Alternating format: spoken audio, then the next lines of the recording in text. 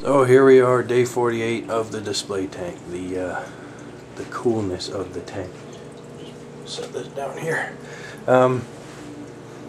First thing you might notice, besides the new corals, which I'll get to, and the new fish, I might as well introduce you. That is tuna, or if you've got a UK accent of some kind, it might sound like tuna. He is a blue chromis. He was pretty nervous the first day I got him, but he seems to be joining the gang now, which is pretty cool. And ever since I got him, the yellow tang's been a lot nicer to the clownfish, which is pleasing. Anyway, as for equipment, I've moved the power heads to the front of the tank because in the back facing forward, what was happening is I didn't have a low flow zone for one. So all my old corals from my nano, the candy cane in particular, the acans, the mushrooms, just all the ones from my old tank, they were dying. It looked like they were dying. They too much flow for them. Heck, even the SPS I got when I had them set back in the old position, their polyps weren't extending because there's too much flow. So I moved them there, and everything seems to be thriving. I've got a low flow zone for acans and everything. So yeah, it's a lot better. It's not as pretty with the power heads in the front, but what can you do? It's not all about the aesthetics. It's also got to be about the life forms inside the tank.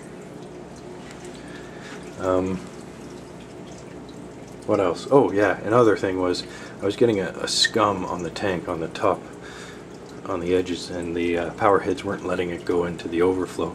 So now with them actually pointing into the overflow, there's gonna be no scum because it's pushing it into the overflow. So it's a lot healthier for the tank, especially the display, to have the power heads facing that way. I just wish they were a little smaller. Well, whatever. It's still kind of cool. Water is really clear. Not as clear as it was a few days ago because I've been mucking around in here with the new corals, so it's getting back to its crystal clearness. I do have a few micro bubbles still. I went through all my joints and connections and put silicone and pulled them out and re-PVC'd them and stuff like that, and I can't seem to get rid of all the micro bubbles. So I think it's just something I'm going to have to live with until I can get some more time to get finicky with it. Still going well. Alright, for the old corals, the premium zoes are still having a tough time getting used to the light. And they'll get there, I think. And I think it was also a bit of the flow that pissed them off. The green stars are doing a lot better. They didn't open up for a day and a half with the old flow. Today they're out and they're lush and they're happy. So I have a feeling they're going to spread like wildfire now. The candy cane, those two on the bottom especially, as you see, they're kind of smaller than the rest. They looked like they wanted to rip from the stem. The flesh looked like it was going to rip from the stem. There was so much flow the way it was directed. Now as you can see, they're in the low flow zone and they're just puffy and happy and pretty cool. This guy wasn't opening up at all, the red one. He was just staying dormant and flat against his skeleton. Ever since the flow has changed, he's puffed up, and in fact once I changed the flow, he was on here and he was there. Actually the green was about there, and I came down the middle of the night last night just to check on how the new flow was doing with the tank, and the red one was alive and well and secreting this stuff and these tentacles, and it was beating the crap out of the green one, and the green one had his tentacles out and it was stinging the red one, but it didn't seem to have any effect. And as you can see, the red one's got a little bit of a whiteness there. That is from where the red one was pretty much owning him. So what has happened now is the red one is the king of the castle, the green one is the dirty rascal, and so therefore the red one gets the king of the hill. He is on the rock. The green one I might move again. He's still not looking too super fantastic. We'll see what happens there. This guy, I've moved him a few times. I might move him again. There's still quite a bit of flow for him, it seems. Those zoas are doing great. The red ones in particular are just chugging along, and they're spreading onto the rock. This old acan from the tank is really having a tough go at it. It looks like he's not happy at all. So we'll see how he goes. It looks pretty skeletal. Like I said, some of them might not survive, and he might be one of them. The mushrooms, since I've changed the flow in the tank, have started to puff up a bit, which is a good sign. The red ones there, and they're actually moving. I don't know if you can tell, but they've started moving around. Now onto the new corals. I have got some pretty crazy looking corals. I don't remember all the names. Most of them are branching except for this orange colored Monty cap with yellow polyps. Got some purple digitata. Got this pinkish with maroon colored polyp coral.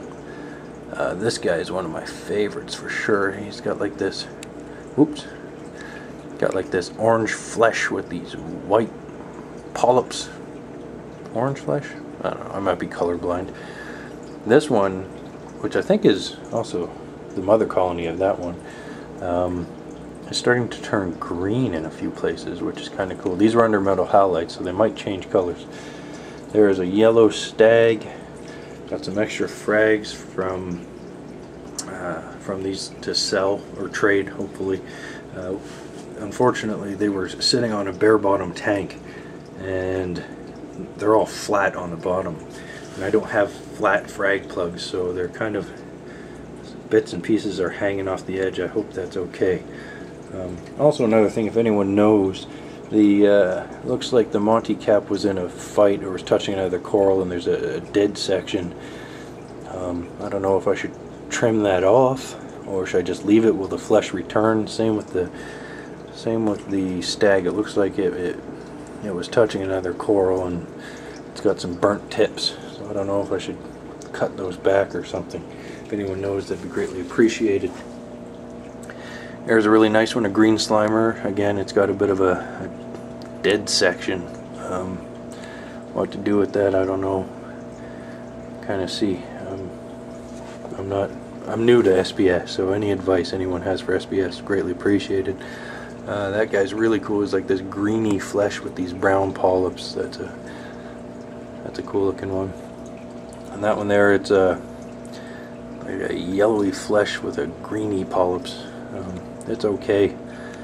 I don't have too high hopes for that. It looks kind of rough. So that's that.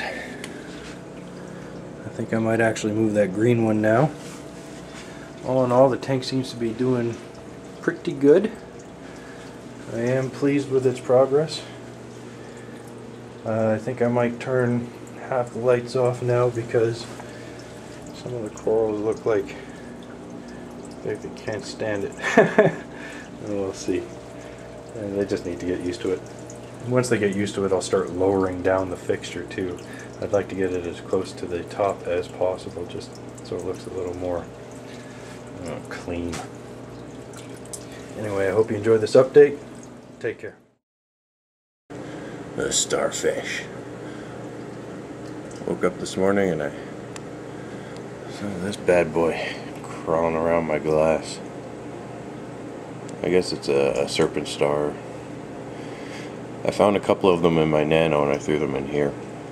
Some people say they're dangerous, but I don't care. They're cool. So yeah, I hope he grows big. If he does, that'd be awesome. Just don't go into my power heads, little buddy. I think I'm gonna name him Spaghetti.